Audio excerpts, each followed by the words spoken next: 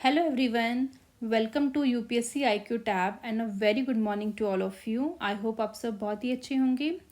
मुझे देखकर बहुत अच्छा लगता है कि किस तरीके से आप लोग इतना एक्टिवली पार्टिसिपेट करते हैं। बस इसी तरीके से हमारे वीडियोस को ज़्यादा से ज़्यादा लाइक कीजिए, शेयर कीजिए। अगर आपको बहुत अच्छे लग रहा है तो कहीं ना कहीं उनको बाकी अपने फ्रेंड्स के थ्रू भी उनको भेजिए, ताकि ज़्यादा से ज़्यादा लोगों को इस वीडियो का फ़ायदा हो सके। बाकी आपके कोई भी डाउट है किसी पर्टिकुलर टॉपिक से रिलेटेड तो वो आप कमेंट बॉक्स में पूछ सकते हैं, और हम बिल्कुल कोशिश करेंगे कि टाइम से आपको आपके जितने भी डाउट्स हैं उनको हम रिजॉल्व कर दें। स्टार्ट करते हैं आप आज का टॉपिक। जैसा कि आप जानते हैं हमने स्टेट लेजिस्लेचर का जो चैप्टर है वो स्टार्ट कर दिया था। आज की वीडियो में जो हम मेनली फोकस करने वाले हैं वो है स्टेट लेजिस्लेचर के अंदर जो आपके प्रिजाइडिंग ऑफिसर्स होते हैं, यानी कि असेंबली में आपको देखने को मिलेगा स्पीकर होते हैं। अगर स्पीकर नहीं है तो आपको देखने को मिलेगा डिप्टी स्पीकर को भी अपॉइंट किया जाता है, ठीक है, इलेक्ट किया जाता है। तो यहाँ पे सबसे पहले आपको ये ध्यान में रखना है कि स्टेट लेजिस्लेचर के अंदर आपको एक तो असेंबली देखने को मिलेगी, तो उसमें असेंबली में कौन प्रिजाइड कर रहे हैं, स्पीकर या फिर डिप्टी स्पीकर। इन केस अगर डिप्टी स्पीकर भी नहीं है तो आपको देखने को मिलेगा पैनल ऑफ चेयरमैन भी बेसिकली जो है अपॉइंट किए जाते हैं, ठीक है। इसके अलावा अगर हम बात करें लेजिस्लेटिव काउंसिल की, तो काउंसिल के अंदर आपको देखने को मिलेगा जो प्रिजाइड करते हैं आपके चेयरमैन होंगे। चेयरमैन अगर नहीं है तो डिप्टी चेयरमैन होंगे। अगर डिप्टी चेयरमैन भी नहीं है तो वाइस चेयरपर्सन जो होंगे काउंसिल के, उनको अपॉइंट किया जाएगा। तो ये कहीं ना कहीं आपको ध्यान में रखना है जब भी presiding officer of state legislature की बात की जाएगी। यानी इस पर्टिकुलर चैप्टर में हम देखेंगे कि जो स्पीकर है चाहे वो डिप्टी स्पीकर है, उनकी क्या पावर्स होती हैं, किस तरीके से वो काम करते हैं असेंबली के अंदर। सिमिलरली जो काउंसिल के अंदर चेयरमैन और डिप्टी चेयरमैन वगैरह किस तरीके से काम करते हैं, कब उनको हटाया जा सकता है, कब उनकी सीट्स जो है वैकेंट की जाती है, किस किस कंडीशन में बेसिकली वो वैकेंट होती है उनकी सीट, वो हम देखने की कोशिश करेंगे। इसके अलावा आज हम डिस्कस करने वाले हैं sessions of the state legislature, यानी कि जिस तरह से हमने पार्लियामेंट में डिस्कस किया था, डिफरेंट डिफरेंट सेशंस को हमने पढ़े थे, सेम टर्मिनोलॉजी आपको यहाँ पे भी देखने को मिलेगी। कि सबसे पहले समनिंग हम देखेंगे, एडजॉर्नमेंट और एडजॉर्नमेंट से डाई के बीच में क्या डिफरेंस होता है वो हम समझेंगे, प्रोरोगेशन कब कब होता है और कौन प्रोरोगेशन करता है, डिसोल्यूशन क्या होता है वो हम समझेंगे। और मेन जो चीज़ होती है कि जो आपका जो बिल है, ठीक है, अगर मान लो असेंबली डिसॉल्व हो रही है तो किन किन कंडीशन में जो है बिल लैप्स होगा और किन किन कंडीशन में लैप्स नहीं होगा, वो कंडीशन को कहीं ना कहीं आज हम देखने की कोशिश करेंगे। तो इतने टॉपिक्स को हम कोशिश करेंगे कि आज की वीडियो में हम कवर कर लें। स्टार्ट करते हैं आज का डिस्कशन। तो सबसे पहले यहाँ पे बताया जा रहा है कि each house of a state legislature has its own presiding officer. हर एक हाउस में आपको उनका खुद का प्रिजाइडिंग ऑफिसर देखने को मिलेगा। There is a speaker and deputy speaker for the legislative assembly and chairman and deputy chairman for the legislative council. इसके अलावा पैनल ऑफ चेयरमैन होते हैं असेंबली के लिए, और पैनल ऑफ वाइस चेयरमैन होते हैं काउंसिल के लिए, जो कि अपॉइंट किए जाते हैं। सबसे पहले हम बात करते हैं स्पीकर ऑफ द असेंबली। तो यहाँ पे बोला गया है कि the speaker is elected by the assembly itself from amongst its member. यानी कि आपको यहाँ पे समझना ये होगा, फॉर एग्जांपल अगर हम बात करें यूपी की, तो यूपी में जो बेसिकली सीट है असेंबली की, वो 403 सीट्स हैं, ठीक है। तो जो 403 सीट्स हैं यानी 403 मेंबर्स वहाँ प्रेजेंट होंगे। तो इन्हीं 403 मेंबर्स में से कोई एक मेंबर को बेसिकली इलेक्ट किया जाएगा एज अ स्पीकर की पोस्ट के लिए, ठीक है। यानी कि जो स्पीकर है वो किसी और मतलब कहीं और बाहर से हम लेके नहीं आ रहे हैं, उन्हीं मेंबर्स में से, यानी वो जो मेंबर कहीं ना कहीं जिसको जनता ने इलेक्ट किया है, जो जनता के द्वारा जो चुने हुए रिप्रेजेंटेटिव हैं, उन्हीं में से किसी एक को जो है स्पीकर बनाया जाएगा, ताकि वो पर्टिकुलर असेंबली को प्रिजाइड कर सकें, ठीक है। जैसे मान लो कोई क्लास होती है, उस क्लास में मान लो 50 बच्चे हैं, तो 50 में से किसी एक बच्चे को मॉनिटर बना दिया जाता है। अब मॉनिटर बनाने का ये मतलब नहीं है कि क्लास में जो टीचर्स आ रहे हैं वो उनकी जगह काम करेगा, नहीं। मेन काम ये है कि किस तरीके से क्लास को हैंडल करना है, किस तरीके से जो डिफरेंट डिफरेंट आपके सब्जेक्ट्स होंगे वो किस तरीके से होना है, मतलब हर एक चीज़ जो है कहीं ना कहीं मॉनिटर करेगा, ठीक है। तो जिस तरह से 1950 में से कोई एक बच्चा मॉनिटर बनता है, सिमिलरली आप को रिलेट कर सकते हो कि असेंबली के अंदर जो सारे मेंबर्स हैं उन्हीं में से किसी एक को स्पीकर बना दिया जाता है। और मेन जो आपका लीडर होता है असेंबली के, वो तो आप जानते हो चीफ मिनिस्टर होते हैं। बाकी उनके बिहाफ में हम कह सकते हैं जो असेंबली को संभालेगा वो कौन होगा, स्पीकर होगा। देन यहाँ पे बोला जा रहा है कि usually the speaker remains in office during the life of the assembly. तो जैसा कि हमने कल की वीडियो में डिस्कस किया था कि जो असेंबली का जो टर्म होता है वो 5 साल का दिखने को मिलेगा। अगर उसके पास अच्छी खासी मेजॉरिटी है हाउस में तो तब तक वो 5 साल तक टिका रहेगा, ठीक है। तो जब तक असेंबली है तब तक आपको स्पीकर की पोस्ट भी देखने को मिलेगी। How ever the vacate is office earlier in any of the flowing 3 conditions, यानी कि ऑल्दो हम ये मानते हैं कि स्पीकर तब तक बना रहेगा जब तक असेंबली है, बट कुछ ऐसी कंडीशंस हैं, वो 3 कंडीशंस हम देखेंगे जहाँ पे स्पीकर का जो ऑफिस है कहीं ना कहीं इन जो 5 साल का टर्म है उससे पहले भी वेकेट हो सकता है, मतलब उसकी जो सीट है कहीं ना कहीं वेकेट हो सकती है। तो पहली केस हम यहाँ पे देखते हैं, if he cease to be a member of the assembly. तो जैसा कि हम जानते हैं कि स्पीकर सबसे पहले मेंबर है असेंबली का, यानी कि मेंबर ऑफ द असेंबली होने के बाद उसको जो है स्पीकर की पोस्ट के लिए चुना गया है, ठीक है। तो अगर यानी कि वो अगर उसको असेंबली का मेंबर ही ना रहने दे, यानी उसको एज ए मेंबर ही हटा दे, तो स्पीकर की पोस्ट भी चली जाएगी उसकी, ठीक है। यानी अगर मान लो क्लास में जो बच्चा मॉनिटर है उसको अगर क्लास से ही हटा दिया जाए, मान लो उस क्लास से ही उसको बेसिकली डिसमिस कर दिया जाए या फिर उसको किसी और क्लास में ट्रांसफ़र कर दिया जाए, तो वट एवर रीज़न अगर वो बच्चे को ट्रांसफ़र कर रहे हैं तो एग्जैक्टली उसकी जो मॉनिटर की जो पोस्ट है वो भी चली जाएगी। तो वही यहाँ पे बात की जा रही है कि जो स्पीकर है कहीं ना कहीं उसकी जो सीट वेकेट कब होगी, जब उसको एज अ मेंबर, यानी जो असेंबली का वो मेंबर है सबसे पहले अगर वो मेंबरशिप उसकी चली जाए तो यानी कि वो एज अ स्पीकर भी वो हट जाएगा, ठीक है। सेकेंड कंडीशन बोली गई है if he resign by writing to the deputy speaker. अब क्योंकि हम जानते हैं स्पीकर के बाद कौन आता है, आपका डिप्टी स्पीकर आते हैं, यानी कि अगर किसी कारणवश अगर स्पीकर अपना रेजिग्नेशन दे देते हैं डिप्टी स्पीकर को तब भी उनकी सीट वेकेंट हो जाएगी। Third, if he removed by resolution passed by majority of all the then members of the assembly, such a resolution can be moved only after giving 14-day notice, advance notice, ठीक है। यानी कि अगर मान लो speaker के खिलाफ जो बाकी के मेंबर्स हैं अगर एक ऐसा रेजोल्यूशन निकाल दें और उस रेजोल्यूशन को कहीं ना कहीं पास कर दे majority of all the then members of the assembly, यानी अगर मान लो 403 मेंबर हैं तो उनका जो भी वोटिंग इस तरीके से होगी कि मेजॉरिटी आनी चाहिए, और मेजॉरिटी के तहत हम कह सकते हैं अगर रेजोल्यूशन पास किया जा रहा है तो उस केस में उन्हें रिमूव किया जा सकता है। बट ये भी आपको ध्यान में रखना है कि रेजोल्यूशन को लाने से पहले आपको 14 दिन पहले का उन्हें एडवांस में नोटिस देना पड़ेगा, सो दैट उनको पता चल जाए कि हाँ आप बाकी के मेंबर्स इस तरीके से उनके खिलाफ जो है रेजोल्यूशन पास करने वाले हैं, उनके रिमूवल के लिए बेसिकली रेजोल्यूशन लाने वाले हैं, ठीक है। तो याद रखना 14 दिन का एडवांस नोटिस देना ज़रूरी है।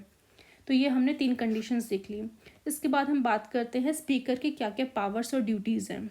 सबसे पहले हम बात की जा रही है ही remains order and decorum in the assembly for conducting it's business and regulating it's proceeding. This is the primary responsibility and he is the final power in this regard.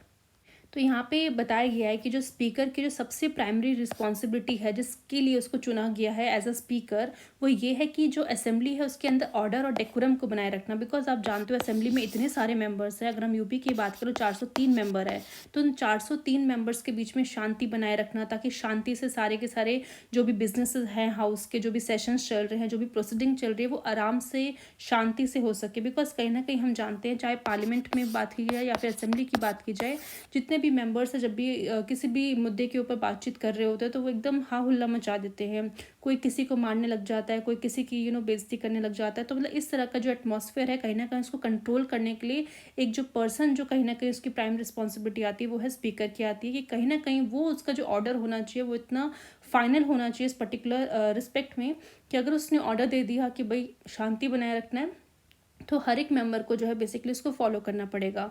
तो इसको आप कोरिलेट कर सकते हो अगेन क्लास के monitor से, कि monitor का मेन काम क्या है कि आपको क्लास को मॉनिटर करना है। अगर मान लो टीचर जब तक क्लास में नहीं है तो उस दौरान अगर बच्चे किस तरह से अपनी सीट्स में बैठे हुए हैं, अच्छे से शांति से काम कर रहे हैं, तो वो मॉनिटर करना अपनी क्लास को। सिमिलरली असेंबली में कोई चीज़ अगर मॉनिटर की जा रही है, उसका ऑर्डर और डेकोरम बनाया जा रहा है, तो वो रिस्पॉन्सिबिलिटी कहीं ना कहीं आपको देखने को मिलेगा किसके पास होती है, स्पीकर की होती है, ठीक है। सेकेंड बोला जा रहा है he is a final interpreter of the constitution, ठीक है। एक second,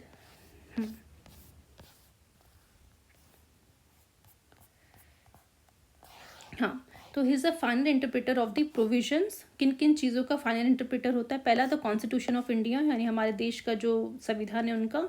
second the rules of procedure of the conduct of business, and third legislative president with in the assembly. तो यहाँ पे आपको एक चीज़ कहीं ना कहीं डाउट लग रही होगी कि जो फाइनल इंटरप्रेटर की बात की गई, यानी कॉन्स्टिट्यूशन का जो फाइनल इंटरप्रेटर है, वो कहीं ना कहीं हमने जुडिशरी में देखा था कि जो सुप्रीम कोर्ट है उसको बेसिकली फाइनल इंटरप्रेटर माना जाता है कॉन्स्टिट्यूशन का। तो यहाँ पे बेसिकली स्पीकर के लिए बात क्यों लिखी हुई है, तो यहाँ पे आपको एक चीज़ समझनी होगी कि जो आपका स्टेट लेजिस्लेचर होता है उसका जो प्रीमाइसेस है वहाँ पे जुडिशरी की नहीं चलती, यानी उस पर्टिकुलर स्फेयर में जुडिशरी का कोई भी कह सकते हैं इंटरप्रिटेशन या फिर कह सकते हैं मतलब कोई भी प्रोसीडिंग वगैरह जो चलाई जा रही है असेंबली के अंदर, वो कहीं ना कहीं स्पीकर के कंट्रोल के अंदर होता है। जुडिशरी वहाँ पे इंटरफेयर नहीं कर सकती कि मिनिस्टर्स जो है किस तरीके से काम कर रहे हैं, क्या कर रहे हैं, सही कर रहे हैं, नहीं कर रहे। तो उस एरिया में जुडिशरी का रोल जो है कहीं ना कहीं रिस्ट्रिक्ट कर दिया गया है। दैट्स वाई जो स्टेट लेजिस्लेचर है उसका जो बात कर सकते हैं उसके जो प्रीमाइस है वहाँ पे अगर कॉन्स्टिट्यूशन को इंटरप्रेट करना है और कहीं ना कहीं किस तरीके से कॉन्स्टिट्यूशन में क्या क्या लिखा है वो चीज़ समझानी है बाकी जो मेंबर्स वहाँ पे प्रेजेंट है, तो वो काम कौन करता है, आपके स्पीकर करता है। ठीक है, तो आई होप यहाँ पे समझ में आ गया होगा। यानी कि स्टेट लेजिस्लेचर के अंदर कुछ भी हो रहा है कॉन्स्टिट्यूशन से रिलेटेड, कुछ भी इंटरप्रेट करने की बात की जा रही है तो वो स्पीकर करेगा, बट स्टेट लेजिस्लेचर के बाहर कुछ भी चीज़ें इंटरप्रेट करनी है तो वो कहीं ना कहीं जुडिशरी के अंदर आएगी। ठीक है, नेक्स्ट जो भी हाउस को चलाने के लिए जो भी प्रोसीजर बनाया जा रहा है कि भाई ये मीटिंग इस टाइम होगी, ये चीज़ें ऐसी होंगी, कोई भी कंडक्ट किया जा रहा है तो वो कौन करेगा, उसका फाइनल इंटरप्रेटर कौन होगा, आपका स्पीकर होगा। नेक्स्ट जो भी लॉज लेके आए जा रहे हैं असेंबली के अंदर, जो भी लॉज आ रहे हैं, जो भी बिल्स पास किए जा रहे हैं, वो सब कहीं ना कहीं किसकी रिस्पॉन्सिबिलिटी होगी, स्पीकर की रिस्पॉन्सिबिलिटी होगी। थर्ड यहाँ पे बात की जा रही है कि ही एडजर्न द असेंबली और suspend the meeting in the absence of a quorum. ठीक है, तो यहाँ पे आपको एक चीज़ याद रखनी पड़ेगी, कोरम क्या है वो हम यहाँ पे देखेंगे कि एक पर्टिकुलर स्ट्रेंथ जो है बेसिकली होनी चाहिए हाउस में, तभी मीटिंग को स्टार्ट किया जा सकता है। फॉर एग्जांपल अगर मान लो असेंबली में गिने चुने 2-3 लोग ही प्रेजेंट है तो 2-3 लोगों में आप क्या ही मीटिंग करवाओ। अगर मान लो कोई बिल आया, कोई मिनिस्टर लेके आया है बट उसको डिस्कस करते टाइम उतनी स्ट्रेंथ ही प्रेजेंट नहीं है असेंबली के अंदर, तो फिर वेस्ट जाएगा। तो इसलिए बोला जाता है कि कोरम एक मिनिमम नंबर ऑफ मेंबर्स होने चाहिए required to be present in the house before it can transact any business. यानी कोई भी बिजनेस स्टार्ट करने से पहले असेंबली के अंदर कम से कम इतने मिनिमम नंबर तो प्रेजेंट होने ही होने चाहिए, तभी हाउस में जो भी काम वगैरह होगा वो स्टार्ट किया जाएगा। अब मिनिमम की जो बात कर रहे हैं तो कितने मिनिमम होने चाहिए, तो आपको देखने को मिलेगा इट इज़ अ 10 मेंबर, या तो आप कम से कम 10 मेंबर होने चाहिए, या फिर 1/10 of total number of the members of the house including the presiding officer which ever is greater. ठीक है, तो यानी ग्रेटर की बात की जा रही है। अगर मान लो यूपी की हम बात करें तो 403 मेंबर है, तो 403 में से देख लेते हैं कि अगर 10 लोग प्रेजेंट हैं तो हो जाएगा। अब यहाँ पे एक चीज़ याद रखनी पड़ेगी, 10 लोग या फिर 1/10 ऑफ 403, यानी क्योंकि 403 जो मेंबर्स है उसमें आपके प्रिजाइडिंग ऑफिसर भी इंक्लूडेड हैं। ठीक है, क्योंकि हमने कहा था ना इन्हीं मेंबर्स में से आपके स्पीकर को चुना जाएगा।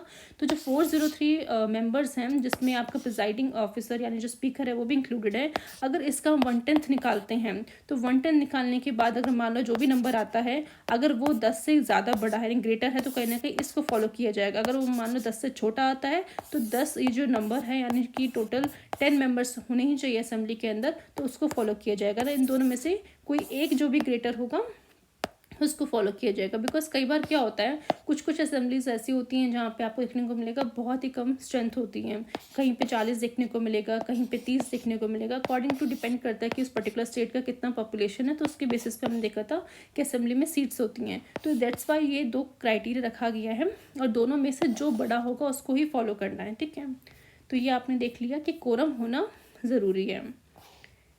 ठीक है, अगर नहीं होगा तो स्पीकर के पास पावर है, या तो वह असेंबली को एडजॉर्न कर देगा कि भाई आज के लिए जो भी मीटिंग्स वगैरह थी हम उसको कल की तरफ शिफ्ट करते हैं, या फिर 2-3 घंटे बाद शिफ्ट करते हैं, या फिर अगले हफ्ते शिफ्ट करते हैं, या फिर पूरा का पूरा मीटिंग को ही सस्पेंड कर दिया जाएगा।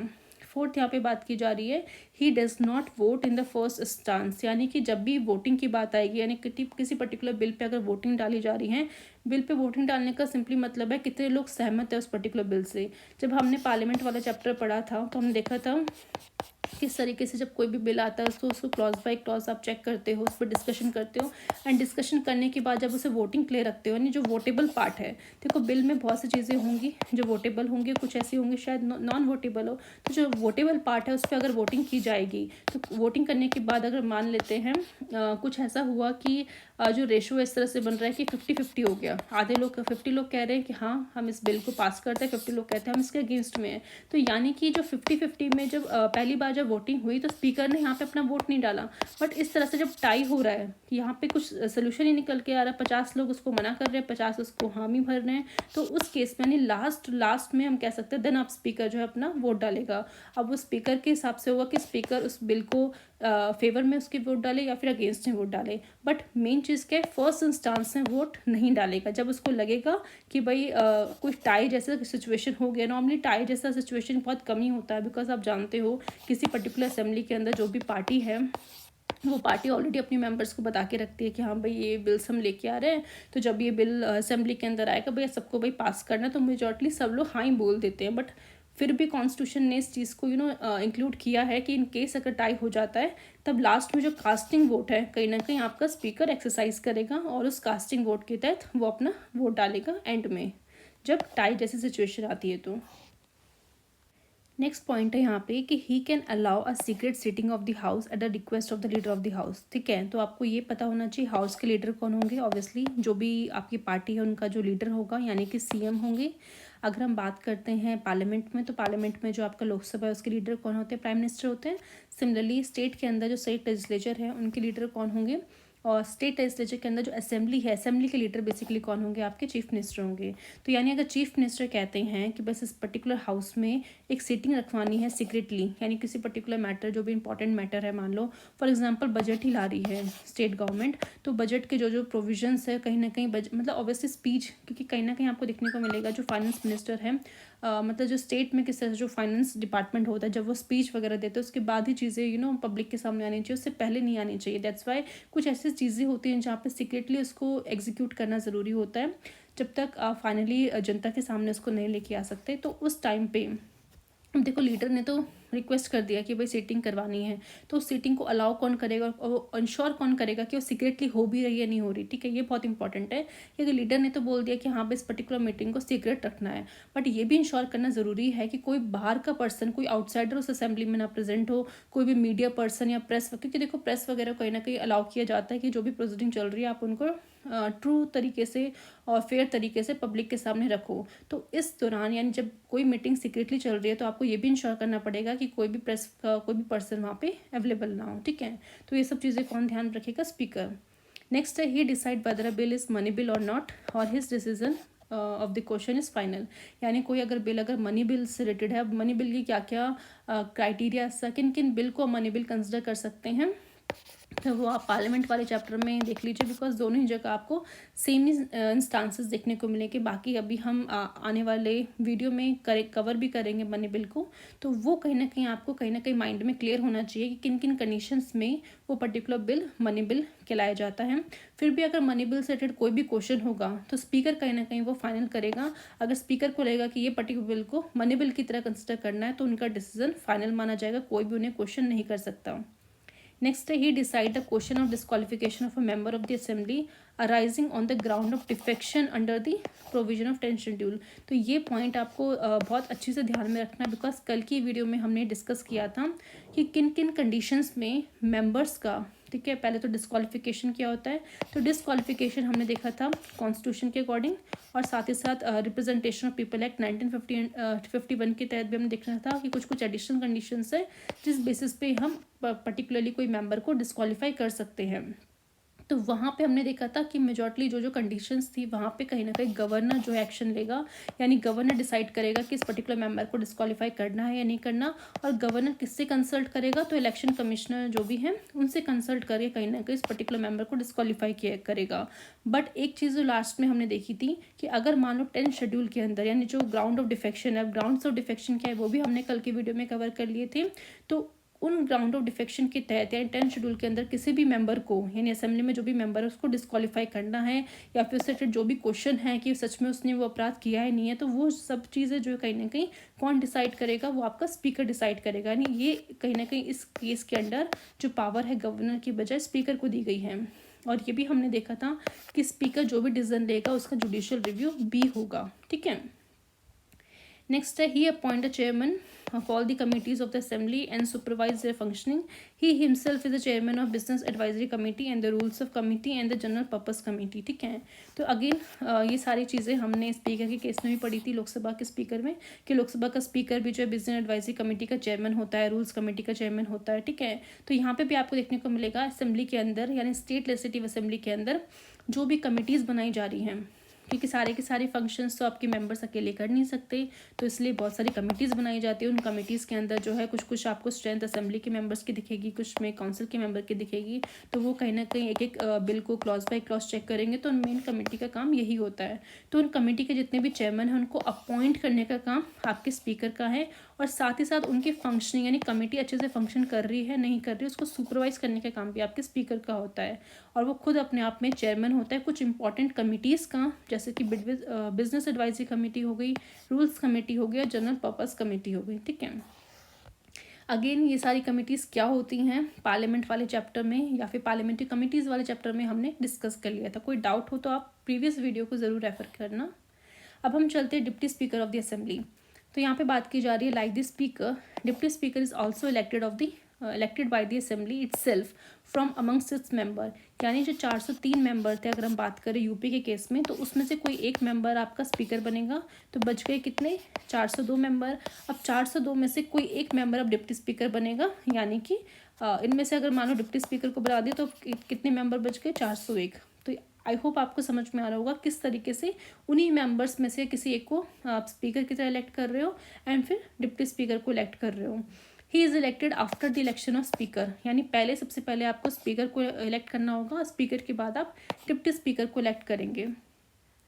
Like the speaker, deputy speaker remains in office usually during the life of the assembly. Speaker ने भी हमने देखने को मिला था कि जब तक असेंबली है तब तक स्पीकर बना रहेगा, और उस तरह से डिप्टी स्पीकर भी अपनी पोस्ट पे बना रहेगा। How way he also vacate his office earlier in any of the flowing 3 conditions, यानी वो 3 केसेस हमने देखने को मिलेंगे ऑलमोस्ट सेम ही है। डिप्टी स्पीकर और स्पीकर के जो केसेस है दोनों में हमें सिमिलैरिटी ही दिखने को मिलेगी, ऑलमोस्ट सेम ही है। ठीक है, पहले यहाँ पे बात की जा रही है if he ceases to be member of assembly, यानी कि अगर deputy speaker as a member of the assembly अगर उसको निकाल दिया गया है, अगर मेंबर ही नहीं है असेंबली का, तो ऑब्वियसली बात है और डिप्टी स्पीकर भी नहीं रहेगा। सेकंड, अगर वो रिज़ाइन कर रहा है और रिजिग्नेशन किसको दे रहा है, स्पीकर को, स्पीकर डिप्टी स्पीकर को रेजिग्नेशन दे सकते हैं और डिप्टी स्पीकर स्पीकर को रेजिग्नेशन दे सकते हैं। उस केस में भी देखने को मिलेगा कि डिप्टी स्पीकर की सीट वैकेंट हो चुकी है। Third, if is removed by resolution passed by majority of all the then members of the assembly, such a resolution can be moved only after giving 14 day notice, advance notice. ठीक है, तो यानी कि अगर जितने भी मेंबर्स हैं अगर वो मिल के रेजोल्यूशन निकाल रहे हैं कि डिप्टी स्पीकर को रिमूव करना है, तो वो उस टाइम पे हमें देखने को मिलेगा कि उनका सीट वैकेंट हो जाएगा, अगर वो पर्टिकुलरली पाया जाता है कि हाँ भाई सच में उनको रिमूव करना है जिस भी सर्कमस्टांसिस की वजह से। बट मेन चीज़ क्या है कि अगेन यहाँ पे भी उनको 14 दिन का एडवांस नोटिस देना ज़रूरी है। देन यहाँ पे बताया गया कि the deputy speaker performs the duty of the speakers office when it is vacant, यानी कि जो स्पीकर का जो ऑफिस है उसकी जो भी ड्यूटीज़ हैं, यानी जो हमने देखा था कि स्पीकर की क्या ड्यूटी होती है, कोरम संभालना, रूल्स एंड रेगुलेशंस को ध्यान में रखना, बिल्स डिसाइड करना मनी बिल है नहीं है, तो वो सारे के सारे जो ड्यूटीज़ हैं वो कब डिप्टी स्पीकर परफॉर्म करेगा, जब स्पीकर का ऑफिस वेकेंट है, यानी किसी कारणवश अगर मान लो स्पीकर नहीं है या फिर ठीक है, तो उस कंडीशंस में देखने को मिलेगा कि आपका डिप्टी स्पीकर कहीं ना कहीं स्पीकर के जो भी पावर्स है ड्यूटीज़ है उनको परफॉर्म करेगा। He also act as speaker when the leader is absent. ठीक है, यानी आपको दोनों चीज़ें ध्यान में रखनी है। अगर स्पीकर का ऑफिस वेकेंट है, वेकेंट कब हो सकता है वो हमने देख लिया कि 3 कंडीशंस थी, जब वो असेंबली का मेंबर नहीं रहेगा, जब वो रिजिग्नेशन दे रहा है या फिर उनके खिलाफ रेजोल्यूशन निकाला जा रहा है। ठीक है, तो उस टाइम पे देखने को मिलेगा कि डिप्टी स्पीकर उनकी ड्यूटीज़ परफॉर्म कर रहा है। इसके अलावा अगर स्पीकर एब्सेंट है, एब्सेंट तो मान लो किसी भी कारणवश हो सकता है, मान लो बीमार है या फिर किसी और काम पे बिजी हैं या फिर इंटरनेशनल टूर पे गए हुए हैं, ठीक है। तो उस टाइम पे अगर एब्सेंट है तो भी आपको देखने को मिलेगा कि वो पर्टिकुलर जो डिप्टी स्पीकर है वो उनकी स्पीकर की जो भी ऑफिस की जो भी ड्यूटीज़ है वो परफॉर्म करेंगे।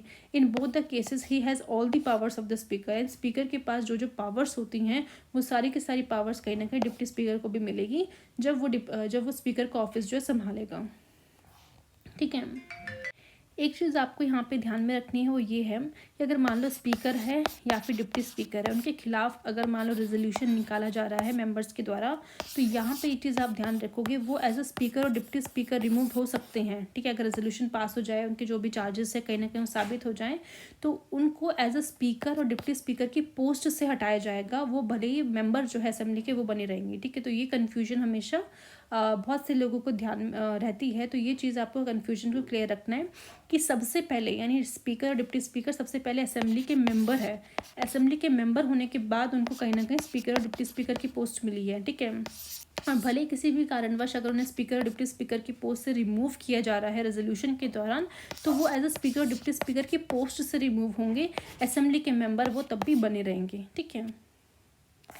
देन यहाँ पे बताया जा रहा है next point, the speaker nominate from amongst the member as a panel of chairman, any one of them can preside over the assembly in the absence of the speaker or deputy speaker. He has the same power as a speaker when so presiding. He hold office until a new panel of chairperson is nominated. ठीक है। यानी कि अगर मान लो deputy speaker हो गया then deputy speaker, अगर मान लो ये दोनों एक साथ ही प्रेजेंट नहीं है हाउस में या फिर एब्सेंट है या फिर इनकी सीट्स ही वेकेंट है, तो उस केस में देखने को मिलेगा कि मतलब ये जो पोजीशन जो है ना स्पीकर की कभी खाली नहीं रहनी चाहिए। अगर मान लो किसी कारणवश स्पीकर भी नहीं है, डिप्टी स्पीकर भी नहीं है, तो किसी को तो आपको इमरजेंसी में रखना पड़ेगा ना कि कोई ना कोई तो प्रिजाइड करे, बिकॉज जब तक क्लास में मॉनिटर नहीं होगा तो क्लास अच्छे से चल नहीं पाएगी। सिमिलरली अगर असेंबली में अगर स्पीकर नहीं होगा यानी स्पीकर की पोस्ट में अगर कोई पर्सन नहीं होगा, तो वो जो उसकी जो ड्यूटीज़ है वो कहीं ना कहीं वो परफॉर्म नहीं हो पाएगी, तो हाउस बेसिकली अच्छे से चल नहीं पाएगा। दैट्स वाई देखने को मिलेगा कॉन्स्टिट्यूशन के अंदर आपको देखने को मिलेगा कि इतने सारी चीज़ों को ऑलरेडी प्लान किया गया है। आप भी सोच रहे होंगे कि यार स्पीकर डिप्टी स्पीकर एक बार में इतने सारे लोग एब्सेंट कैसे हो सकते हैं, बट कहीं ना कहीं हमें पहले से सोच के रखना बहुत ज़्यादा ज़रूरी है। दैट्स वाई आपको देखने को मिलेगा कि असेंबली के अंदर कुछ मेंबर्स को ठीक है as a panel of chairman appoint nominate करता है कौन, स्पीकर, यानी जो भी मेंबर्स आपके प्रेजेंट हैं। ठीक है। स्पीकर और डिप्टी स्पीकर को तो हटा दो, उसके बाद अगर मान लो जो भी रिमेनिंग मेंबर बचते हैं उनमें से जो है बेसिकली पैनल ऑफ चेयरपर्सन को अपॉइंट नॉमिनेट कौन करेगा, स्पीकर नॉमिनेट करेगा कि हाँ भाई इन पर्सनस को हम बेसिकली पैनल ऑफ चेयरपर्सन बना रहे हैं, और उनका काम क्या होगा कि वो असेंबली को प्रिजाइड करेंगे। कब प्रिजाइड करेंगे, जब स्पीकर भी एब्सेंट है और डिप्टी स्पीकर भी एब्सेंट है। ठीक है। याद रखना नॉमिनेट कर रहे हैं यहाँ पे स्पीकर। नेक्स्ट ही है, और उनके पास सेम पावर होगी बिकॉज एज अ स्पीकर अगर आप बैठ रहे हो उनकी कुर्सी पर और प्रिजाइड कर रहे हो तो सारी की सारी पावर भी आपको मिलेगी, और वो तब तक काम करते रहेंगे जब तक new panel of chairperson nominate ना हो जाए। ठीक है। नेक्स्ट अब बात करते हैं काउंसिल की, यानी हम बात करें स्टेट लेजिस्लेटिव काउंसिल की, तो सबसे पहले यहाँ पे देखने को मिलेगा प्रिजाइडिंग ऑफिसर आपके चेयरमैन होते हैं। The chairman is elected by the council itself from amongst its member, यानी जो भी चेयरमैन की जो काउंसिल की स्ट्रेंथ है उस पर्टिकुलर जो भी मेंबर्स वहाँ पे टोटल मेंबर्स प्रेजेंट हैं उनमें से किसी एक मेंबर को चेयरमैन बनाया जाएगा काउंसिल का। नेक्स्ट है chairman vacant his seat any of the 3 cases में, हमें देखने को मिलेगा सेम ही आपको देखने को मिलेगा कि 3 केसेस में चेयरमैन की सीट वैकेंट हो सकती है। पहला, अगर उन्हें मेंबर जो है काउंसिल का मेंबर अगर सीज कर दिया जाए, यानी उनको जो काउंसिल का मेंबर है उससे उन्हें हटा दिया जाएगा, तो ऑब्वियसली वो चेयरमैन भी नहीं रहेंगे। सेकंड, अगर वो रिज़ाइन कर रहे हैं और रेजिग्नेशन अपना किसको दे रहे हैं, डिप्टी चेयरमैन को दे रहे हैं, तो भी उनकी सीट वैकेंट हो जाएगी। थर्ड, अगर उनको रिमूव किया जा रहा है by resolution passed by majority of all the then members of the council, and such a resolution can be moved only after giving 14 day advance notice. ठीक है। तब उनके देखने को मिलेगा उनकी सीट वैकेंट हो जाएगी। तो यहाँ पे भी एक चीज़ आपको ध्यान में रखनी है कि जो भी मेंबर्स हैं उनमें से किसी एक को चेयरमैन बनाया जा रहा है, उनमें से डिप्टी चेयरमैन बनाया जा रहा है, तो अगर इनके खिलाफ अगर कोई भी रेजोल्यूशन पास होता है ना रिमूव करने का, तो एज अ चेयरमैन और डिप्टी चेयरमैन की पोस्ट से रिमूव होंगे, बट काउंसिल के मेंबर वो फिर भी बने रहेंगे। Next, as a presiding officer, the powers and function of the chairman in the council are similar to those of speaker in the assembly, यानी जिस तरह से असेंबली को संभालने का काम स्पीकर का होता है। जो जो पावर्स आपको देखने को मिलेगी, सिमिलर पावर आपको कहीं ना कहीं ड्यूटीज़ जो है काउंसिल के अंदर चेयरमैन की होनी चाहिए, वो सब देखने को मिलेगी। यानी काउंसिल के अंदर चेयरमैन है वो भी इसी तरीके से जो है ऑर्डर और डेकोरम बना के रखेगा, कोरम को ध्यान में रखेगा कि अगर पर्टिकुलरली इतनी स्ट्रेंथ है तभी मीटिंग को स्टार्ट करना है, किस तरीके से स्टार्ट करना है, किस तरीके से बाकी जो कमिटीज़ के मेंबर्स है चेयरपर्सन को अपॉइंट करना है। तो वो सारी फंक्शंस आपको सिमिलर तरीके से देखने को मिलेंगे, ये चेयरमैन को भी मिले हुए हैं काउंसिल के अंदर। ठीक है, नेक्स्ट यहाँ पे बताया गया how the speaker has one special power which is not enjoyed by the chairman. यानी कि असेंबली के अंदर जो आपके स्पीकर है उनके पास कुछ ऐसी एक स्पेशल पावर है जो काउंसिल के चेयरमैन को भी नहीं मिली है। The speaker decide whether a bill is a money bill और not and his decision on the question is final.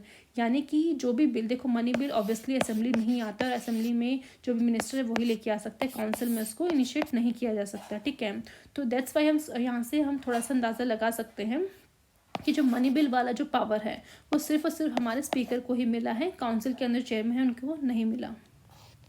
Next हम बात करते हैं the salaries and allowances of the speaker and the deputy chairman of the assembly and the chairman and deputy chairman of the council are fixed by the state legislature.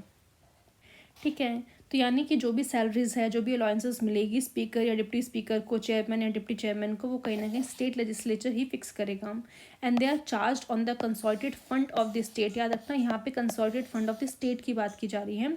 And this not subject to the annual vote of the state legislature. तो ये सारी चीज़ें हमने parliament में अच्छे से discuss कर ली थी कि कंसोलिडेटेड फंड के अंदर आपको देखने को मिलेगा चार्ज एक्सपेंडिचर होता है। ठीक है, ठीक है, तो वहाँ पे कहीं ना कहीं जो उनकी सैलरीज वगैरह वहाँ से निकल के आती है, कंसोलिडेटेड फंड से चार्ज के फॉर्म में निकल के आती हैं।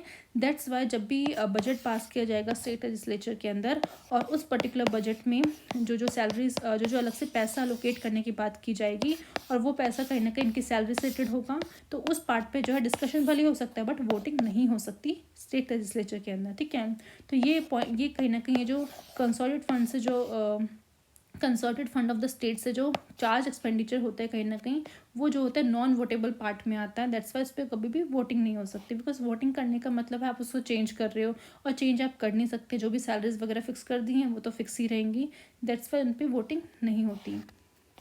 नेक्स्ट है deputy chairman of the council. Like the chairman, deputy chairman is also elected by the council itself from amongst its member.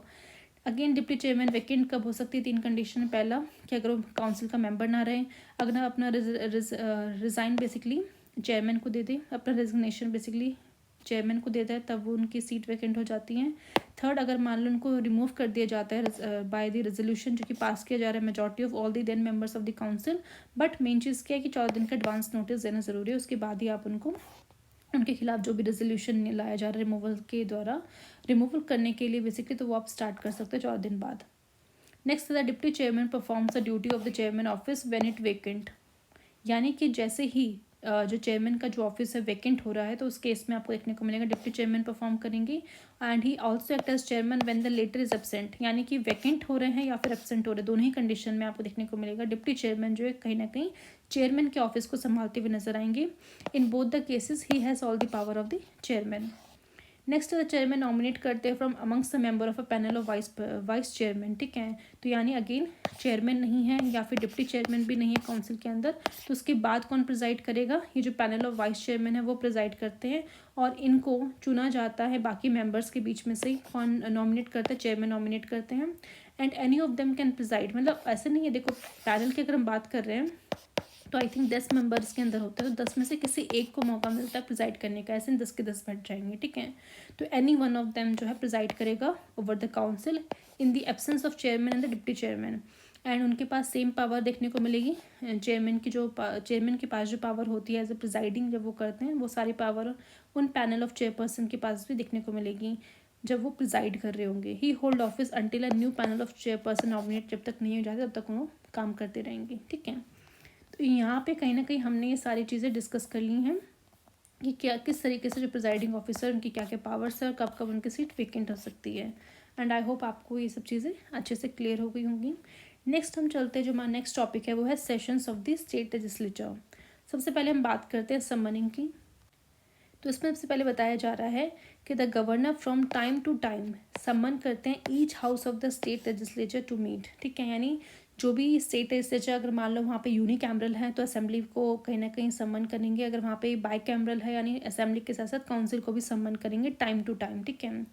The maximum gap between the two session of the state legislature can not be more than 6 month, यानी जो 6 महीने हैं उससे ज़्यादा का time नहीं होना चाहिए। यानी 2 सेशन की अगर हम बात करें, मान लो एक आपका विंटर सेशन है, एक बजट सेशन है, इस तरह से जो मानसून सेशन है, तो जो भी सेशंस हो रहे हैं उनके बीच का जो गैप है वो आपको 6 महीने से ज़्यादा नहीं एक्सटेंड करना है, ठीक है। यानी कम से कम देखा जाए तो 3 सेशंस होते हैं एक साल में, तो 3 सेशंस होते हैं तो उसको डिवाइड इस तरीके से किया गया है कि आपको मैक्सिमम 2 सेशंस तो होने ही चाहिए, ठीक है, उससे कम नहीं होना चाहिए। ऑलरेडी 3 तो आपको करने हैं, बट अगर मान लो किसी कारणवश एक नहीं कर पा रहे तो 2 तो करने पड़ेंगे, ठीक है। तो the state legislature could meet at least twice a year, मतलब साल में कम से कम 2 बार तो मिलना ही है, 2 सेशंस तो आपको कंडक्ट करवाने पड़ेंगे, क्योंकि 2 नहीं करवाओगे तो 6 महीने का जो टाइम का जो लिमिट है वो आप एक्सटेंड कर रहे हो, वो आप कर नहीं सकते। तो दैट्स वाई 6 महीने के अंदर जो भी आपके 2 सेशंस हो सकते हैं उनको एटलीस्ट आपको करवाना है, बाकी 3 सेशंस तो देखने को मिलेंगे। A session of a state legislature consist of many sitting, अब एक सेशन के अंदर आपको बहुत सारी सिटिंग्स देखने को मिलेंगी और उस पर्टिकुलर सिटिंग्स में उनका काम क्या होता है, जो भी हाउस के जो भी बिल्स वगैरह है, जो भी प्रोसीडिंग है वो सब चलाई जाती है। तो इनको सम्मन कौन करता है, नहीं बुलाता कौन है। मान लो एक सेशन स्टार्ट हुआ, ठीक है, उसको गवर्नर आएंगे, उस मीटिंग को स्टार्ट करवाएंगे, जो भी एजेंडाज वगैरह होंगे उन पर डिस्कशन करेंगे, चाहे असेंबली की बात करें या फिर काउंसिल की बात करें, ठीक है।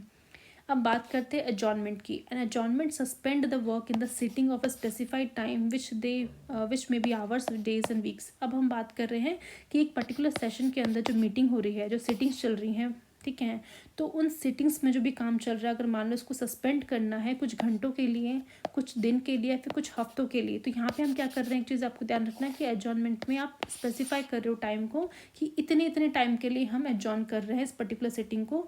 यानी अगर मान लो कि आज के डेट में मान लो आज एक कोई सिटिंग हुई, ठीक है, सिटिंग होने के बाद आपको लगा कि मतलब प्रिजाइडिंग ऑफिसर को अगर लगेगा कि नहीं भाई जो भी काम चल रहा है उसको हम कुछ घंटे बाद स्टार्ट करते हैं, तो 2 घंटे का एडजॉर्नमेंट कर देंगे वो, कि 2 घंटे का एडजॉर्नमेंट करने का मतलब है कि 2 घंटे बाद वापस से सिटिंग स्टार्ट होगी उस पर्टिकुलर सेशन की, ठीक है। तो याद रखना कुछ घंटे भी बेसिकली सस्पेंड हो सकती है वो सिटिंग, कुछ दिन के लिए भी और कुछ हफ्तों के लिए भी।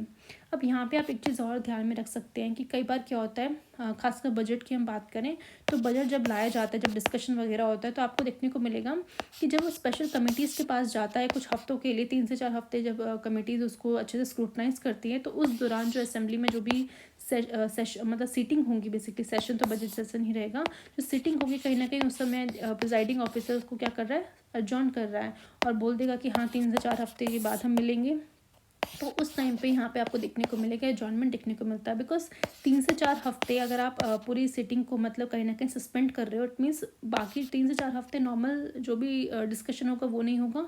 उस दौरान क्या करेंगी, कमेटीज़ कहीं ना कहीं काम करेंगी बैक एंड पे, और क्योंकि कमेटीज़ के अंदर आपको देखने को मिलेगा जो भी असेंबली के मेंबर्स हैं वही मेंबर होते हैं, तो वही मेंबर वहाँ पे बैठ के 3 से 4 हफ्ते पहले अच्छे से स्क्रूटनी करेंगे, और फिर उसके बाद जो प्रिजाइडिंग ऑफिसर बोलेंगे कि चलो आप सेशन स्टार्ट करते हैं, मतलब स्टार्ट करने के लिए तो गवर्नर आएंगे, तो उस टाइम पे आपको वापस से देखने को मिलेगा जो भी मेंबर्स असेंबली के अंदर वो वापस से फिर उस बिल की जो भी नेक्स्ट प्रोसीडिंग होगी उसको स्टार्ट करेंगे, ठीक है। बिकॉज एक टाइम पे वो या तो वो एज अ मेंबर की तरह डिस्कशन कर सकते हैं असेंबली के अंदर, या फिर कमेटी में जो है बेसिकली अपना काम परफॉर्म कर सकते हैं। तो दैट्स वाई इस चीज़ को बैलेंस करने के लिए देखने को ये मिलता है कि हमारे जो प्रिजाइडिंग ऑफिसर है उनके पास ये पावर है कि जो भी पर्टिकुलर सिटिंग चल रही है, जो भी पर्टिकुलर काम चल रहा है, अगर मान लो बीच में कुछ भी काम ऐसा अर्जेंट आ गया, फिर कुछ भी ऐसी चीज़ हो गई, तो उसको रोकने के लिए कुछ घंटे रोकना है, कुछ दिन रोकना है, कुछ हफ्ते रोकना है, तो उसको रोकने की भी पावर हमारे प्रिजाइडिंग ऑफिसर के पास होती है।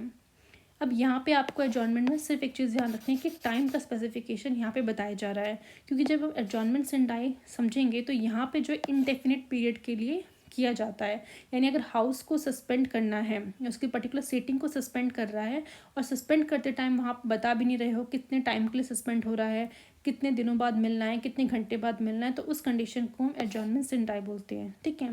तो adjournment and die basically terminate करता है sitting of a state legislature for a indefinite period, and the power of adjournment as well as adjournment sentile lies with the presiding officer of the house। यानी assembly के अंदर बात करें तो speaker के पास से पावर है, काउंसिल के अंदर बात करें तो चेयरमैन के पास से पावर है कि वो पर्टिकुलरली हाउस की जो भी सिटिंग है उसको एडजॉर्नमेंट कर सकते हैं एक स्पेसिफाइड पीरियड के लिए, और एडजॉर्नमेंट सेंटाई कर सकते हैं इंडेफिनिट पीरियड के लिए।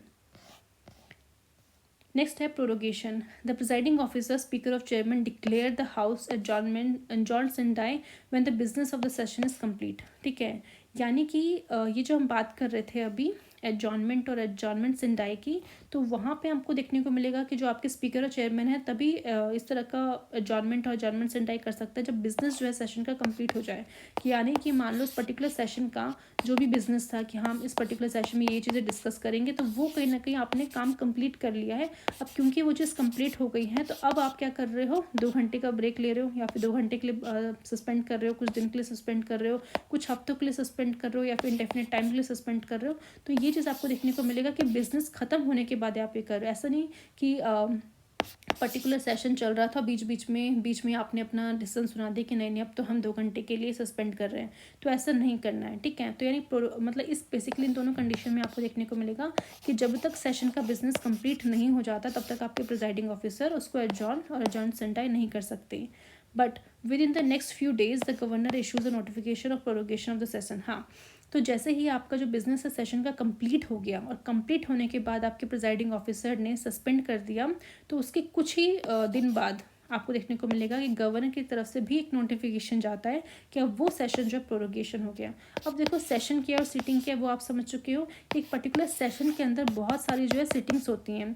अब उसमें से मान लो एक सिटिंग्स जो है उस पर्टिकुलर सेशन की मान लो कंप्लीट हो चुकी है, उसका जो भी काम था वो कंप्लीट हो गया है. तो अब गवर्नर के पास क्या पावर है कि वो पूरे के पूरे सेशन को प्रोरोग कर रहा है, यानी पूरे के पूरे सेशन को ही ख़त्म कर रहा है. तो जो अगर पूरे के पूरे सेशन को अगर प्रोरोग करने की जब भी बात आती है तो वो पावर हमारे गवर्नर के पास है कि वो एक पर्टिकुलर नोटिफिकेशन के तहत उस पर्टिकुलर सेशन को जो चल रहा था उस सेशन को ही प्रोरोग करवा देंगी. However the governor can also prorogue the house which is in session, unlike the adjournment or prorogation terminate a session of the house. तो यहाँ पे आप छोटा सा डिफरेंस देखोगे कि जो आपके गवर्नर है वो प्रोरोग कर सकते हैं हाउस को. हाउस मतलब असेंबली को प्रोरोग कर सकते हैं जो सेशन में है, यानी उसका सेशन चल रहा है और चलते चलते उसको पूरे हाउस की जो सेशन है उसको प्रोरोग कर देना मतलब ख़त्म कर देना, वो पावर आपके गवर्नर के पास है. ठीक है, यानी हाउस की मीटिंग सेशन जो भी था वो चल रहा था, मान लो बजट सेशन ही मान लेते हैं, वो चल रहा था हाउस के अंदर, असेंबली के अंदर सेशन चल रहा था. और क्योंकि वो सेशन ख़त्म भी नहीं हुआ है बट गवर्नर क्या करेंगे वो प्रोरोग कर सकते हैं उस पर्टिकुलर सेशन को, फिर हाउस को बोल देंगे जो भी आपका नेक्स्ट सेशन होगा उसमें मिलना. ठीक है, बट एडजॉर्नमेंट और प्रोरोगेशन में आपको देखने को मिलेगा कि like an adjournment terminate the session of the house. ठीक है, जो सेशन है मतलब एडजॉर्नमेंट में क्या हो रहा है आपका जो पर्टिकुलर सिटिंग है कहीं ना कहीं वो सस्पेंड हो रही है, जबकि प्रोरोगेशन में क्या हो रहा है वो पूरा का पूरा सेशन जो है हाउस का वो टर्मिनेट हो जा रहा है, मतलब वो ख़त्म हो जा रहा है. ठीक है, अब आप जो भी मिलेंगे मेंबर्स वो नेक्स्ट सेशन में मिलेंगे. बट एडजॉर्नमेंट में क्या है कि सेम सेशन के अंदर दूसरी सिटिंग में आप मिलोगे, क्योंकि वो पर्टिकुलर सिटिंग जो है कहीं ना कहीं वो इतने इतने टाइम के लिए आपका सस्पेंड कर दिया गया है, बट सेशन अभी भी कंटिन्यू चल रहा है. ठीक है, क्योंकि सेशन अभी तक कंटिन्यू चल रहा है, तो जो भी रिमेनिंग सिटिंग्स बची होगी उस पर्टिकुलर हाउस की उसमें कहीं ना कहीं बाकी मेंबर्स आके फिर अपना जो भी बिजनेस होगा उसको स्टार्ट करेंगे. बट प्रोरोगेशन में क्या कर रहे हो आप पूरे सेशन को ही ख़त्म कर रहे हो और उसके बाद जो 2-2 महीने का जो भी गैप होता है सेशंस के बीच में, उसके बाद जो भी नेक्स्ट सेशन आएगा उसमें बेसिकली आप मेंबर्स को बोल रहे हो कि अब उस सेशन में आप आके मिलना, क्योंकि हाउस को प्रोरोग कर दिया किसने, गवर्नर ने. अब हम बात करते हैं डिसोल्यूशन की. तो the legislative council being a permanent house, जैसे कि हम जानते हैं कि आपका जो काउंसिल होता है परमानेंट हाउस होता है, it is not subject to be dissolve, क्योंकि वो डिजॉल्व नहीं होता. तो only the legislative assembly subject to the dissolution. Unlike a prorogation, dissolution end the very life of the existing house and a new house is constituted after the general elections are held. यानी कि जो dissolution word है वो किससे related है, assembly से related है. और पार्लियामेंट की बात करें तो वहाँ पे लोकसभा से रिलेटेड है. तो जब भी डिसोल्यूशन होगा उस समय आपको देखने को मिलेगा जो भी लाइफ है एग्जिस्टिंग हाउस की वो कहीं ना कहीं एंड हो जाएगी, क्योंकि आप क्या कर रहे हो डिसॉल्व ही हो चुका है पूरा. अब आपके पास नेक्स्ट ऑप्शन क्या है कि फ्रेश इलेक्शन करवाओ, और इलेक्शन के बाद जो भी आपका इलेक्शन जीत के जो भी पार्टी आएगी फिर वो नए हाउस में मिलेगी, फिर नए हाउस में मिलने के बाद फिर वो नए नए जो भी प्रोसीडिंग्स होंगी, जो भी हाउस का बिजनेस होगा वो न्यू तरीके से स्टार्ट होगा. तो जब भी इस तरह से कंडीशन देखने को मिलती है कि लेजिस्लेटिव असेंबली डिसॉल्व हो रही है, उस दौरान जो भी काम चल रहे हैं हाउस के अंदर, मान लो कोई बिल आ रहा है तो उस बिल का क्या होगा, लैप्स होगा या नहीं होगा, तो वो कंडीशंस तो कहीं ना कहीं हम समझने की कोशिश करेंगे. तो सबसे पहले यहाँ पे बताया जा रहा है कि a bill pending in the assembly lapse whether originated in the assembly और transmitted to it by the council. तो पहला केस क्या है कि मान लो एक तरफ असेंबली है, ठीक है, और एक तरफ मान लो काउंसिल है। ठीक है, कंडीशन आपको ध्यान में रखनी है कि bill pending in the assembly, यानी एक मान लो बिल आया वो कि असेंबली में पेंडिंग है। अब पेंडिंग क्यों है, भले पेंडिंग इसलिए है बिकॉज मान लो ओरिजिनेट असेंबली में ही हुआ है और transmitted to it by the council. ठीक है, और अभी जो है काउंसिल के अंदर जो है ट्रांसमिट किया जा रहा है। ठीक है, तो उस कंडीशन पे आपको देखने को मिलेगा कि जो भी बिल है वो लैप्स हो जाएगा। क्यों लैप्स हो जाएगा, बिकॉज आपकी असेंबली डिसॉल्व कर रही है। मान लो कि डिसॉल्व होने से कुछ घंटे पहले या फिर कुछ दिन पहले कोई बिल आया असेंबली में, असेंबली के जो भी स्पीकर है उन्होंने उस बिल को जो है शुरुआत करी, वहाँ पे डिस्कशन वगैरह चल ही रहे थे कि कुछ दिनों बाद डिसॉल्व हो गई। अब डिसॉल्व हो गई, अच्छे से चर्चा हुई नहीं है, वो पास हुआ नहीं उस पर्टिकुलर असेंबली से, इसलिए वो बिल लैप्स हो जाएगा। या फिर अगर मान लेते हैं कि इसी पर्टिकुलर फर्स्ट कंडीशन की बात कर रहे हैं कि बिल जो है ओरिजिनेट हुआ असेंबली में ओरिजिनेट होने के बाद वो ट्रांसफ़र हो रहा था काउंसिल में। ठीक है, तो उस दौरान भी आपको देखने को मिलेगा कि वो बिल लैप्स हो जाएगा। क्यों, बिकॉज असेंबली यहाँ पे डिसॉल्व हो रही है। ठीक है, I hope first condition clear होगी। सेकेंड कंडीशन है bill passed by the assembly, कि वो बिल जो है पास हो चुका है असेंबली से but pending in the council. ठीक है, बट काउंसिल में पेंडिंग पड़ा है, तो क्या हो जाएगा यहाँ पे, वो भी लैप्स हो जाएगा। क्यों लैप्स हो जाएगा, क्योंकि काउंसिल के अंदर भी कुछ उस पर्टिकुलर बिल से रिलेटेड कुछ डिस्कशन ही स्टार्ट नहीं हुआ, मतलब अभी भी वो पेंडिंग ही पड़ा है, तो काउंसिल क्यों उसको कैरी फॉरवर्ड करेगी ना उस केस में। क्योंकि देखो शुरुआत में ओरिजिनेट तो ऑब्वियसली असेंबली से ही हुआ होगा, दैट्स वाई असेंबली से वो चीज़ ओरिजिनेट हुई है, असेंबली में वो चीज़ पास भी हो चुकी है, पास होकर वो सीधा काउंसिल में भी चली गई, बट काउंसिल में कहीं ना कहीं वो पेंडिंग पड़ा है, दैट्स वाई वो बिल जो है लैप्स हो जाएगा। थर्ड है अ bill pending in the council but not passed by the assembly does not lapse. अब मेन चीज़ क्या है कि एक बिल है जो कि पेंडिंग पड़ा है काउंसिल में, तो आप अंदाज़ा लगा सकते हो काउंसिल के अंदर पेंडिंग पड़ा है बट असेंबली से पास नहीं हुआ, यानी वो बिल कहीं ना कहीं काउंसिल के मेंबर के द्वारा लाया जा रहा होगा। तो क्योंकि अगर काउंसिल के जो मेंबर्स हैं वो बिल को लेके आ रहे हैं, वहाँ पे भी डिस्कशन चली रही थी कि उससे पहले आपको देखने को मिलेगा कि असेंबली लैप्स कर गई, मतलब असेंबली डिसॉल्व कर गई है, और क्योंकि असेंबली डिसॉल्व हो चुकी है, बिल आपका काउंसिल के अंदर पेंडिंग है, असेंबली से पास नहीं हुआ है, तो वो लैप्स नहीं होगा। क्यों, क्योंकि वो बिल काउंसिल के द्वारा लाया गया था। असेंबली के द्वारा अगर लाया जाता तो कंडीशन नंबर 2 के अंदर आ जाता, वो अगर कंडीशन नंबर 2 के अंदर आता तो वो लैप्स हो जाता। ठीक है, फोर्थ आपको देखने को मिलेगा bill passed by the assembly in a unicameral state. ठीक है, यानी अगर मान लेते हैं कि उस पर्टिकुलर स्टेट में एक ही असेंबली है, तो अगर मान लो उस केस में देखने को मिलेगा कि एक बिल है जो कि असेंबली से पास हो गया है, बाइकैमरल की बात करें दोनों हाउसेज से पास हो गया है। ठीक है, अगर मान लो उस पर्टिकुलर स्टेट में एक ही असेंबली है तो असेंबली से पास हो गया है, अगर मान लो असेंबली के साथ साथ काउंसिल भी है तो काउंसिल में भी जो है दोनों हाउसेज से पास हो चुका है, और बट पेंडिंग है कहाँ पे, असेंट फॉर द गवर्नर और the president does not lapse, यानी कि अब वो पर्टिकुलर बिल जो है गवर्नर के पास प्रेजेंट है, पेंडिंग पड़ा हुआ है, या फिर गवर्नर अगर मान लो उस बिल को प्रेसिडेंट को रेफर कर दिया हो तो प्रेसिडेंट के पास पड़ा हुआ है वो, तो उस केस में वो बिल जो है लैप्स नहीं होगा। क्यों लैप्स नहीं होगा, भले आपकी असेंबली डिसॉल्व हो रही हो, बट क्योंकि यहाँ पे दोनों हाउसेस ने कहीं ना कहीं उस पर्टिकुलर बिल को मंजूरी दे दी है, दोनों ने उसको जो है पास कर दिया है अपने अपने हाउसेस से, भले अब गवर्नर की एसेंट के लिए वहाँ पे पेंडिंग पड़ा हो, या फिर प्रेसिडेंट की जो एक्शन है या फिर जो भी एसेंट है उसके लिए पेंडिंग पड़ा हो, भले ही आपकी असेंबली डिसॉल्व हो गई हो, बट वो बिल लैप्स नहीं होगा। अब वो जो बिल लैप्स नहीं होंगे, देखने को ये मिलता है कि जो बिल्स जो है लैप्स नहीं होते, तो अब जो नई सरकार चुन के आएगी, मान लो जो पहली जो सरकार थी वही वापस चुन के आ गई, तो वो सिंपली क्या करेंगे, उन्हीं जो बिल्स जो लैप्स नहीं हुए थे उनको कहीं ना कहीं जो है कोशिश करेगी वापस से पास करवाने की। ठीक है, बट अगर मान लो कोई और सरकार चुन के आ जाए, कोई न्यू गवर्नमेंट आ जाए, तो वो तो देखने को मिलेगा कि किस तरीके से जो पुरानी गवर्नमेंट ने जो बिल लेके आई थी, भले ही वो अभी भी लैप्स नहीं हुआ है, तो कहीं ना कहीं पास वो करवाएगी नहीं। क्यों नहीं करवाएगी, बिकॉज कहीं ना कहीं यहाँ पे गवर्नमेंट के अंदर ये मैंटेलिटी होती है कि भाई पुरानी सरकार ने बिल लेके आ रही है, उसके अलग एजेंडाज थे, हम न्यू सरकार है, हमारे नए एजेंडाज होंगे, तो हम फ्रेश तरीके से बिल लेके आएंगे, फ्रेश तरीके से उसको पास करवाएंगे, फिर उस बिल को जो एक्ट बनाएंगे, तो वो आपको देखने को मिलेगा। ठीक है, बट अभी के लिए आपको इतना समझना है कि किन किन कंडीशन में वो लैप्स होगा, किन में नहीं। तो फोर्थ हमने समझ लिया। फिफ्थ की अगर बात करते हैं तो bill passed by the assembly unicameral state or passed by both the houses but returned by the president for the reconsideration of the house, यानी कि अब इस केस में क्या हो रहा है, दोनों हाउसेस से पास तो हो गया, बट कहीं ना कहीं अब वापस प्रेसिडेंट के पास, क्योंकि हमने देखने को मिला था गवर्नर और प्रेसिडेंट दोनों के पास ये पावर होती है कि वो रिकन्सिडरेशन के लिए भेज सकते हैं। तो यदि प्रेसिडेंट की तरफ से अगर रिकन्सिडरेशन के लिए आ रहा है और उस दौरान जो है हमें देखने को मिलेगा कि असेंबली डिसॉल्व हो रखी है, तो भी वो लैप्स नहीं करेगा। ठीक है, तो यानी लैप्स नहीं करेगा, तो फिर नेक्स्ट टाइम जो भी गवर्नमेंट आने देखने को मिलेगा किस तरीके से उसे पास करवाती है या नहीं करवाती, बट ये कंडीशन हमने देख ली। तो यानी कि इनमें से हम बात करें, फर्स्ट कंडीशन में लैप्स होगा, सेकंड में भी लैप्स होगा, थर्ड में लैप्स नहीं होगा, फोर्थ कंडीशन में भी लैप्स नहीं होगा, फिफ्थ कंडीशन में भी लैप्स नहीं होगा। ठीक है, तो ये कंडीशन आपको अच्छे से ध्यान में रखनी है, बिकॉज बहुत इंपॉर्टेंट है। और क्योंकि ये जो 2024 का जो बेसिकली साल है, यहाँ पे इलेक्शंस होने वाले हैं, देखने को मिलेगा, तो कहीं ना कहीं ये पर्टिकुलर चीज़ें, चाहे पार्लियामेंट के पर्सपेक्टिव से पूछ ले आपके एग्ज़ाम में या फिर असेंबली के पर्सपेक्टिव से पूछ ले, ये पर्टिकुलर चीज़ें आपको बहुत ज़्यादा क्रिस्टल क्लियर होनी चाहिए। ठीक है, फिर हमने कोरम वगैरह भी डिस्कस कर ही लिया था। बाकी इसके बाद के जो जो छोटे छोटे टॉपिक्स बचे हैं वो हम नेक्स्ट वीडियो में कवर करेंगे, सो दैट ये वीडियो ज़्यादा लंबी ना हो जाए। सो आई होप आपको जो जो चीज़ें हमने डिस्कस करी है वो अच्छे से क्लियर हो। कोई भी डाउट आता है तो प्लीज़ उसको एट द टाइम ही पूछिएगा, ताकि जल्दी से जल्दी वो डाउट क्लियर हो सके। बिकॉज ये जो चैप्टर्स होते हैं, चाहे हम बात करें पार्लियामेंट की या फिर स्टेट लेजिस्लेचर की, हमेशा कहीं ना कहीं करंट में चलते रहते हैं, तो बहुत हाई चांसेस है कि कभी ना कभी क्वेश्चंस जो इनमें आ ही सकते हैं। हर साल मतलब कुछ ना कुछ क्वेश्चंस आपको देखने को ही मिलेगा।